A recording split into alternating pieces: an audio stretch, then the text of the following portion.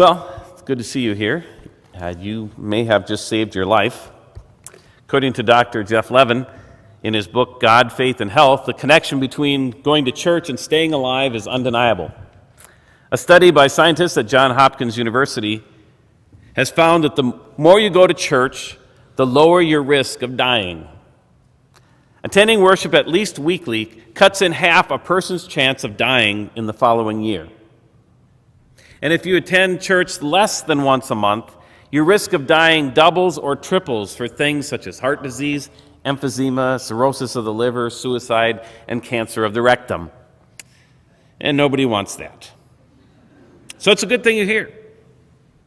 And it's not just believing in God or being spiritual that matters. It's actually showing up that counts.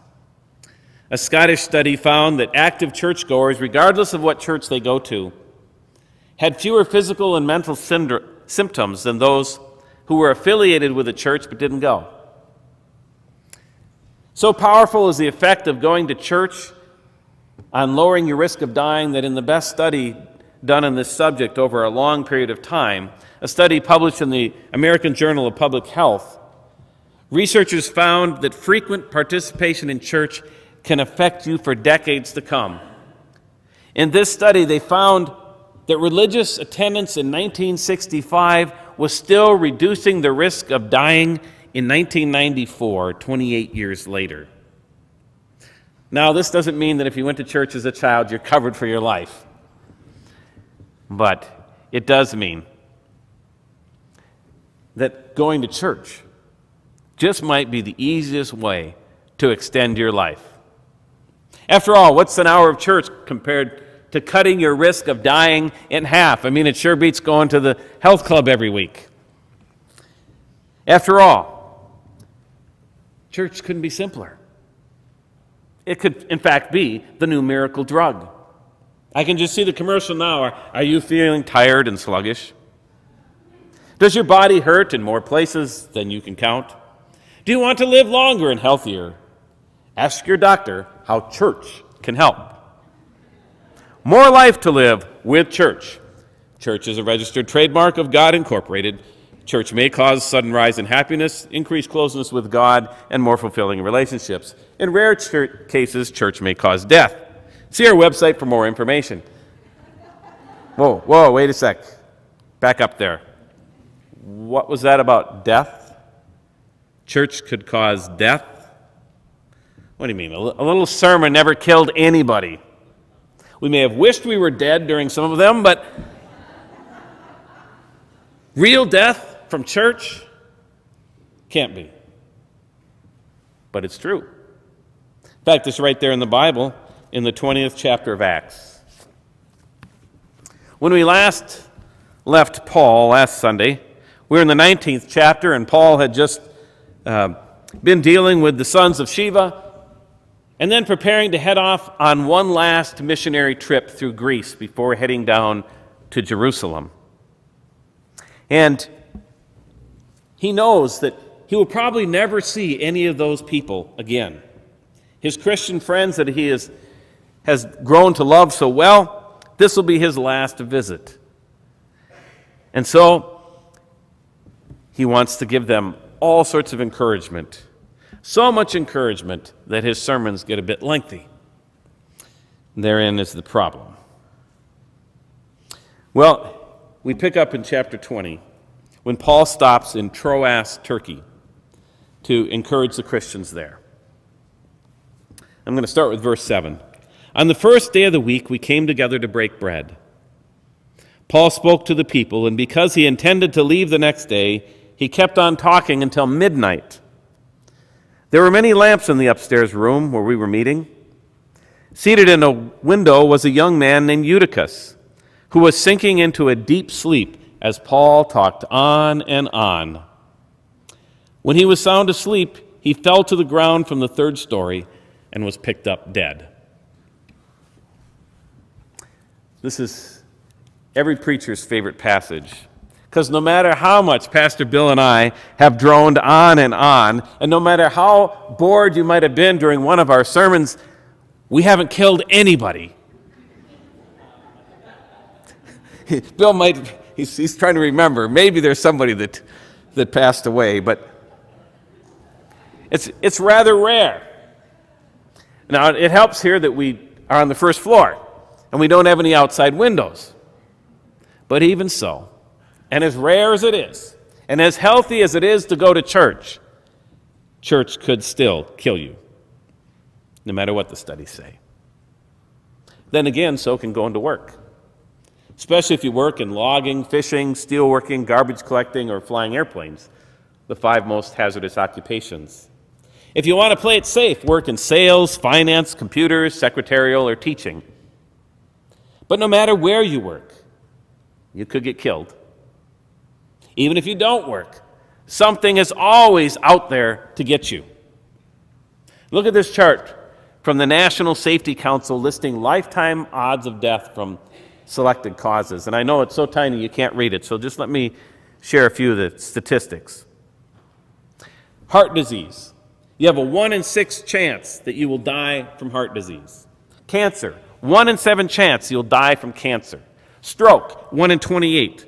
Falls, 1 in 171. Bee stings, 1 in 71,623. Lightning, 1 in 84,079. Dying from dog bite, 1 in 120,864. Flood, 1 in 175,803. There's all these different odds of how you will die. But I want you to notice, though, are the words way up in the left-hand corner. Here's blown up a little bit. Total for any cause, 1 in 1. Your total chance of dying is 1 out of 1. Does that statistic surprise you? One way or another, every single one of us will die. Somehow, somewhere. But now here's the good news. In the church, death isn't fatal. With Jesus, death never gets the last word. I'm going to pick up the story now in verse 10. Paul went down, and he threw himself on the young man and put his arms around him. "Don't be alarmed," he said. "He's alive." Then he went upstairs again, broke bread and ate, and after talking until daylight, he left. And the people took the young man home alive and were greatly comforted. Paul has a lot more guts than I do. He's already killed one man by his sermon. But does that stop him? No. After taking a break to raise this young man back to life, Paul keeps right on talking until daylight. And by the way, do you know how to remember this young man's name, Eutychus? Just remember, Eutychus too, if you'd fallen out of that window. Eutychus is a powerful example that Jesus doesn't allow death to have the last word. The last word here is comfort. They were greatly comforted. And as he says in John, the last word is life. I am the resurrection and the life. Life always has the last word in church, even if the sermon kills you. And that's just not the way it is anywhere else. There you have just death. You fall out the New York Stock Exchange building, and you're just dead. Fall off the science teaching building at the U, you're dead. Fall off the Capitol building, dead. Fall off the roller coaster at Valley Fair, dead. Fall off a cell phone tower, you're dead. None of these places have comfort to give you after you are dead. They offer stone-cold silence to our greatest griefs and our deepest questions. One of the great tragedies this past summer was the death of a young father at a baseball game at Texas Rangers, for the Texas Rangers. Shannon Stone was an 18-year fire department veteran who had gone with his young son to watch the baseball game. In the second inning, Oakland player Connor Jackson hit a foul ball that bounced back into play, and as is the custom in baseball, the outfielder, Josh Hamilton, picked up the ball and tossed it up in the stands for one of the fans. Mr. Stone reached for the ball, but he tumbled over the railing before the other fans could grab him. He landed on the cement 20 feet below. He was still conscious, and his concern was for his young son who was still up in the stands. "Please check on my son," he said. "My son is still up there by himself." Stone died before they could get him to the hospital. And the Rangers ballpark said nothing. What could it say? Baseball is fun, but it has no words to deal with death. It has nothing to offer to a Shannon Stone or his young son after such a fall. And so it is with all those things that we think are so important. They really don't matter when facing death. They can't offer life. Not our money, not our science, not our politics, not our fun, not our smartphones, not even baseball can offer life. But Jesus can and does. "I am the resurrection and the life," he says. "Whoever believes in me will live even though they die. And whoever lives and believes in me will never die." Sure, going to church can cut in half your risk of dying of heart disease or any number of things. But in the end, we're all going to die of something. The death rate is always 1 out of 1. Even Eutychus eventually died of something other than a sermon. But the great news of Jesus is that he can make your chance of living 100% as well. By trusting in Jesus, you can be assured 100% that you will live, even though you die. And it's not a matter of whether you're good enough to live with God. It's not a matter of doing something correctly or praying the right prayers or knowing the right answers. It's a matter of Jesus and his promise. "Whoever believes in me, even though they die, yet shall they live." And if you wonder how anyone can believe in such a promise, remember Jesus backed it up by dying for you and walking out of his own tomb alive. Jesus is life. And not just life after death, but life even now. "And whoever lives and believes in me shall never die," he says. It's about life that starts right now. As sad as it would be for someone to fall out of a building and simply to be dead and gone, it's even sadder if before that they never lived. If they never knew the joy, the hope, the power of life with Jesus right now. But that's what Christ offers. Life now and life forever. So Eutychus' friends can take him home comforted, even though he fell out the window.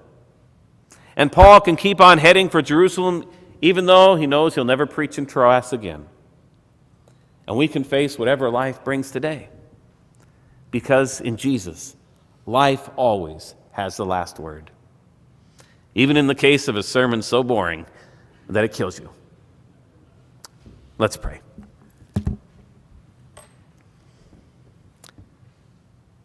Lord of life, we come before you today seeking all that you offer. Open all that you might do in our lives.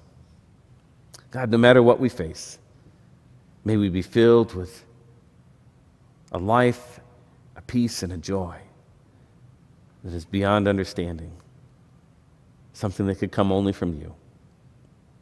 God, enable us to live today fully as your people, and enable us to trust that our future is in your hands as well. You are the giver of life, and we thank you. Amen.